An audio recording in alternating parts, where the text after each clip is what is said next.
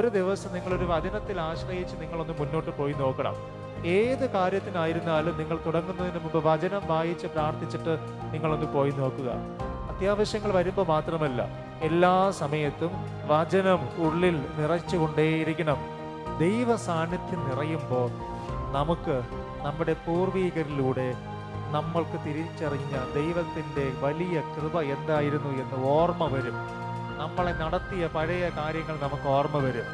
ശലോമോൻ ദൈവ സാന്നിധ്യത്തിൽ നിന്ന് നിൽക്കുമ്പോഴാണ് പഴയ കാര്യങ്ങൾ ഓർമ്മ വരുന്നത്. ദൈവം നടത്തിയ വിധങ്ങൾ, ദൈവം പറഞ്ഞ കാര്യങ്ങൾ, നിന്നെ ആരാക്കാമെന്ന് പറഞ്ഞത്, നിന്റെ അപ്പനോട് പറഞ്ഞ കാര്യം, തലമുറ തലമുറയായി ഞാൻ നിന്റെ ദൈവമായിരിക്കുമെന്ന് പറഞ്ഞത്, ഞാൻ നിന്നെ ഉപേക്ഷിക്കുകയുമില്ല, കൈവിടുകയുമില്ല, ഞാൻ നിനക്ക് ആവശ്യമായ നന്മകളും അനുഗ്രഹങ്ങളും നിന്റെ തലമുറ തലമുറയായി തരും എന്ന് പറഞ്ഞ കാര്യങ്ങളെല്ലാം ദൈവ സാന്നിധ്യത്തിൽ നിന്നപ്പോൾ ശലോമോന് മനസ്സിലായി.